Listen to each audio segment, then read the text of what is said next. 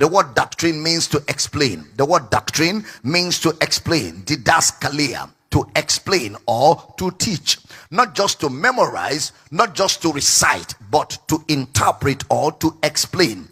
So which means you can never arrive at the knowledge of the truth until scriptures are explained. Now in the explanation of scripture, there is reproof. The word reproof there is evidence. So when scriptures are well explained, you are given overwhelming evidence. In the teaching of scripture, there is correction. So correction is a part of teaching. And of course, in the teaching of scripture, there is instruction in righteousness. It is when you are able to go through these that you can say you have arrived at an understanding of the truth.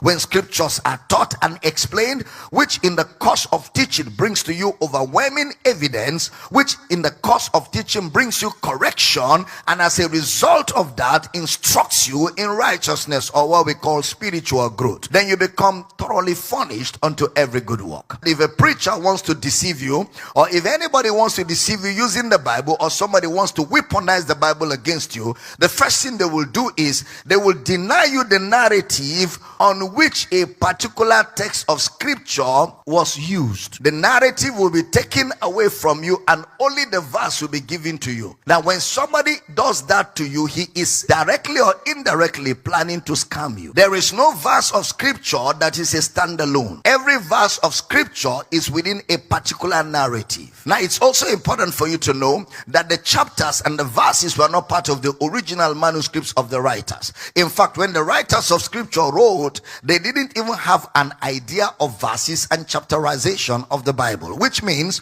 that the verses and the chapters are not inspired of God. They were added by translators to help you in your reading, which means when brother Jeremiah wrote the book of Jeremiah, he wrote it from the beginning to the end as one letter. From the beginning to the end is a long letter from Jeremiah.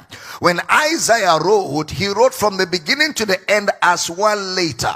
In fact, it doesn't even have punctuations. It's just a long letter, and you are supposed to read all to understand what Isaiah or a Jeremiah is communicating. Can you imagine I wrote you a detailed letter of 10 pages and you started reading from page 5 and then you stopped at page 8? There's no way you have a full picture of what I am communicating.